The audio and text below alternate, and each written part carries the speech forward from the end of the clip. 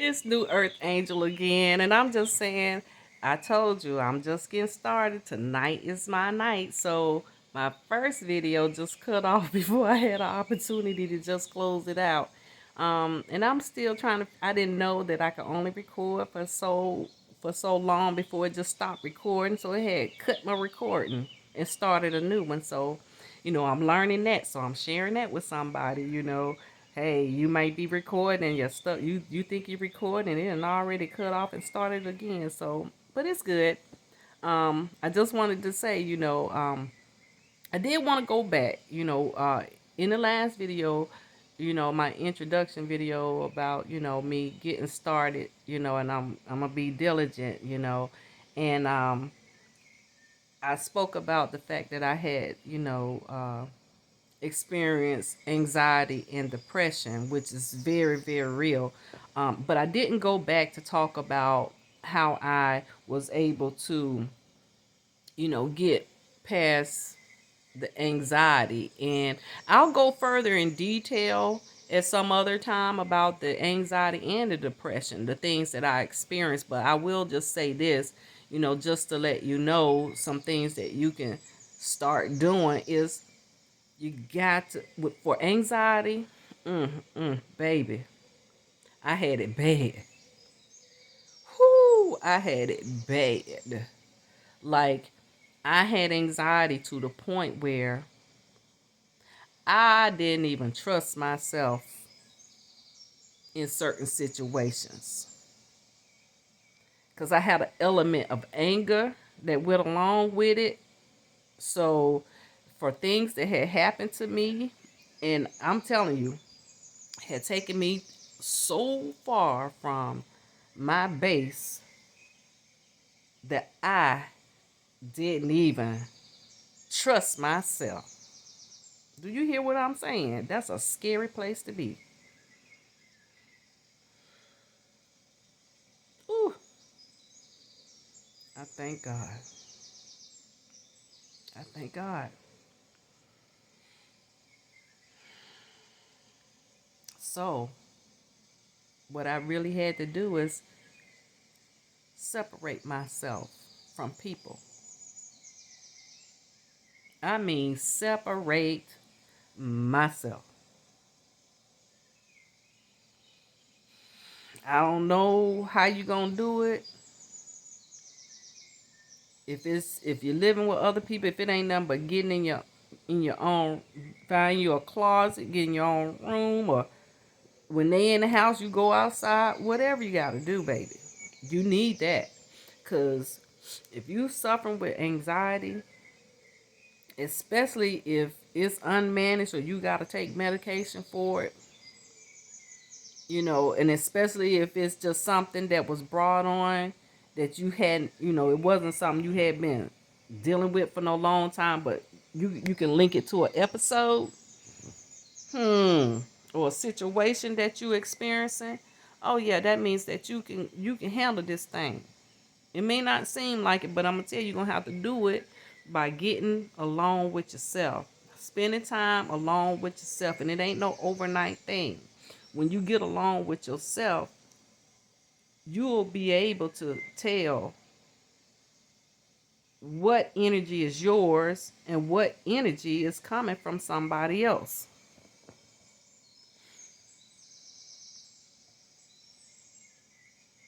You'll be able to tell, because a lot of this that we call an anxiety, baby. And trust me, I'm finna go right here, right now, and tell you, I'm no doctor, I'm no psychologist, I'm not no sociologist, I'm not no counselor, I'm not any of that. I ain't no preacher, I'm none of that. So I'm just telling you from my own experience. I would suggest that if you experience any of that, you get some professional help. Ain't nothing wrong with it. And I want to speak to, you know,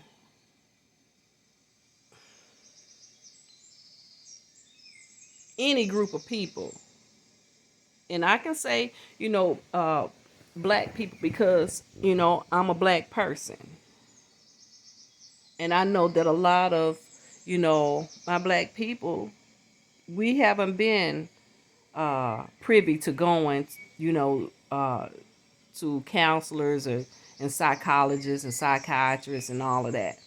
You know, we've been the kind to, you know, tough that thing on out, and really relied heavily on our religious beliefs to help, keep us strong and encouraged.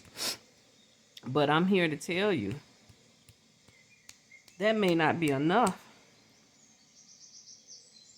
So by going and seeing a counselor or psychiatrist or whatever, they may be able to help you work through that. What I found for me, I went to counseling, but at the same time, the counselor can't do everything for you.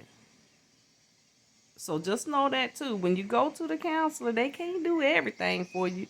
You only gonna be in there about 30 minutes to an hour. So when you leave there, you still got all this time before the next appointment. So what are you gonna do with yourself?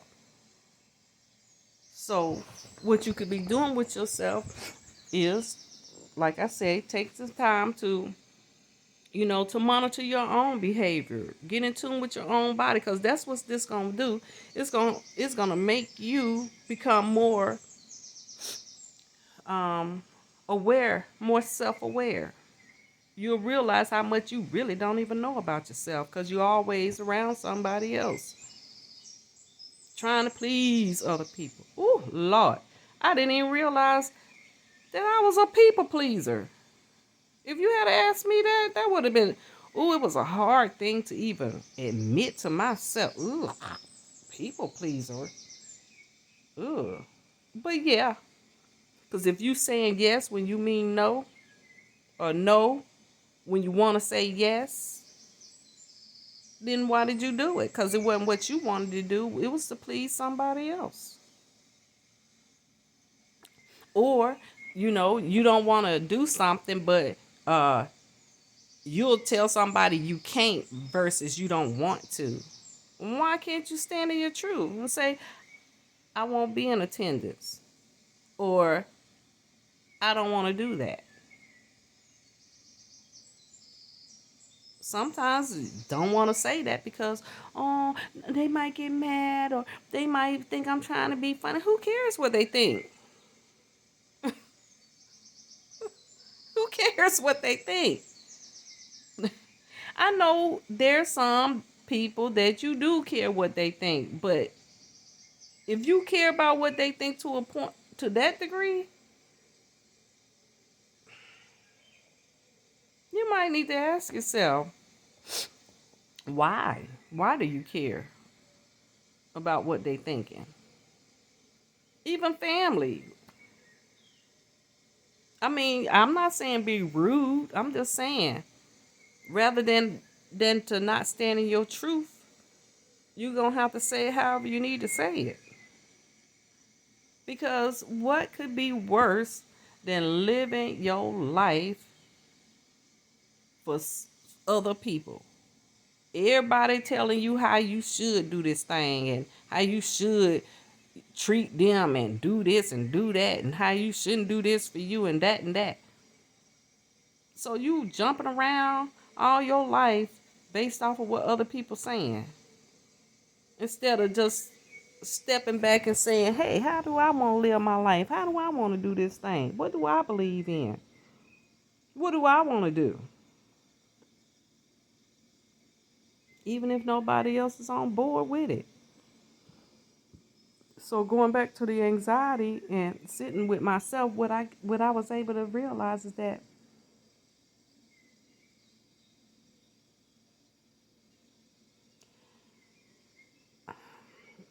what I realized that I was around a lot of people whose energy was just like draining. And sometimes just the fact of knowing that I was about to engage with certain people was enough to give me anxiety. So you don't necessarily even have to engage people to get anxiety. Certain situations can give you that sense of anxiety. And so what I realized is that, yes, some of it was anxiety from, you know, situations and people that I was dealing with. And then other instances of anxiety was me expecting that another shoe is about to, when's the other shoe about to fall? Like, okay, I know something finna happen. Always on the edge, like something not right is gonna happen. And feeling like when you speak your truth, there's gonna be some retaliation.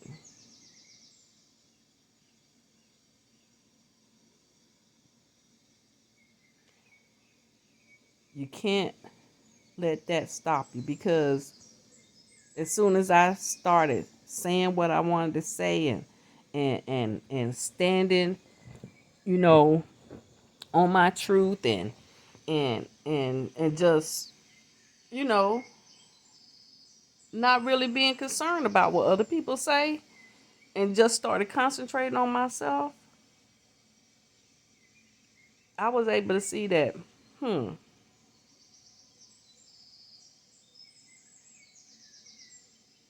there are some people that I had been around,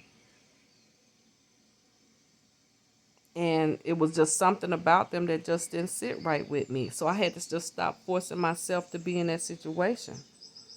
Because a lot of times that's what I had been doing. That's why I had got to the point where I was feeling sick. I'd be around these people and I'm feeling some kind of way, but I'm not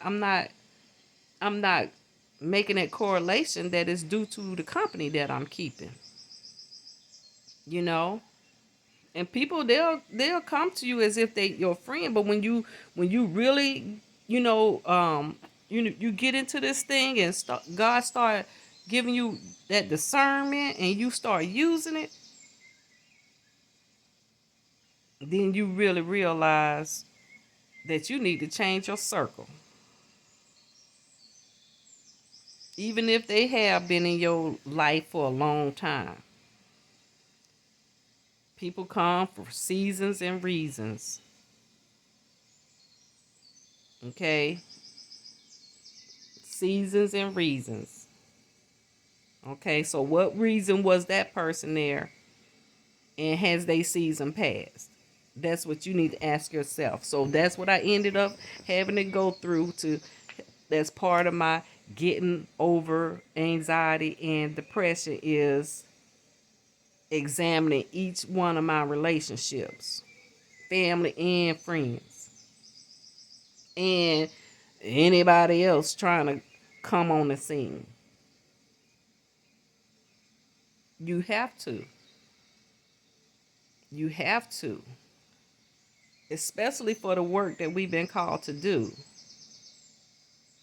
Because the work that we've been called to do is going to be enough to keep us busy. We don't need no energy vampires around us, because we tend to be easygoing and laid back and, you know, a no fuss kind of person. People want to come to us when they want to act out or get their way, because we easy going. We kind of let people have their way, not because we letting them have their way, it's because it's not that important to us what they concerned with. But at the same time, people take that as a weakness, that because they got that access to you, and everything going their way when they in your presence. But where they at? Them same jokers, them so-called sisters, when you need them. How often do they call and check on you? Well, tell me this. How often do they call you with their problems, or calling you to tell you what good thing happened in their life, calling you to want to be celebrated? But when you get a promotion, or you ready to go out and have a celebratory meal, oh, you no one's there to be found. Or if you call them and you mention what good thing happened to you, it's dry on the other end. Almost like, oh, okay. Ain't showing no kind of happiness for what's going on with you. That ain't your friend. That ain't your friend. That ain't your friend.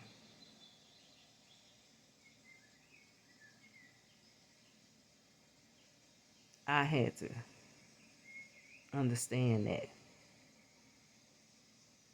I had to understand that. And what I found is that it's people that I didn't say that they were my friends, but they treated me better than people I was claiming as friends.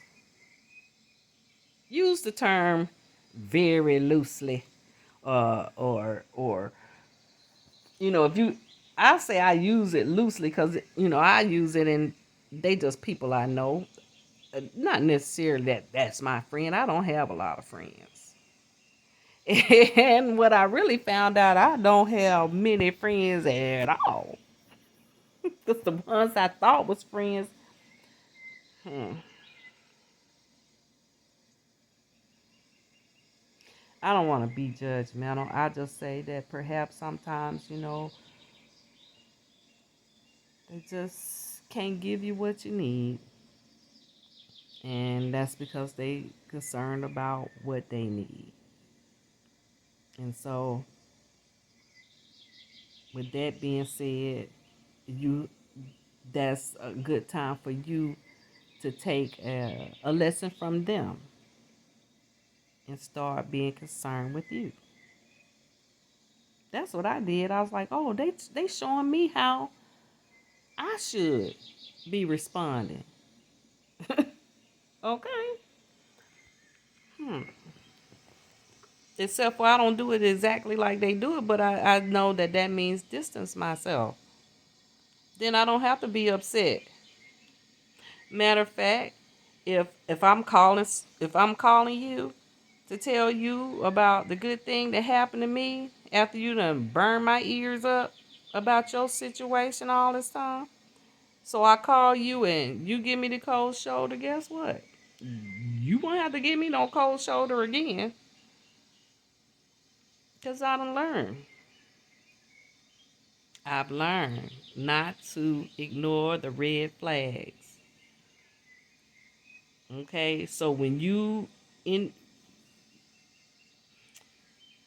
dealing with the anxiety, spend some time with yourself, spend some time out in nature. When you with yourself, notice how you feel. Scan your body from head to toe. Scan it. How do you feel? Are you tense? Is your teeth clenched? Is your stomach hurting? Is your arms all tight like you're squeezing? You know? Is your neck all stiff? Yeah. That's all that tension.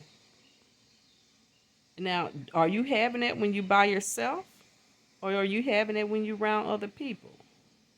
When you by yourself, then you having this, then you gotta talk to yourself to figure out why this is going on. And as you do that, spend time with yourself, yourself will reveal it to you.